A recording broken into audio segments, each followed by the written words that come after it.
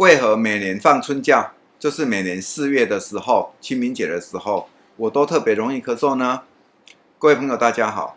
有一些人呢，他每年到这个时候放春假、清明节的时候，都特别容易咳嗽，因为我们知道过敏源，当我们吸入过敏源的时候，会引起一系列的过敏反应，释出很多发炎物质，造成气更缩开、竖起来、生痰，就会引起咳嗽。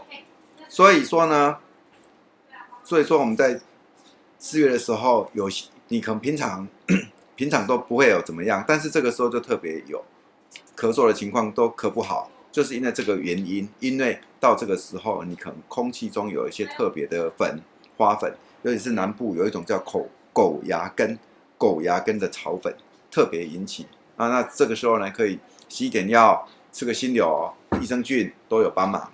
当然要做好环境改善。谢谢大家。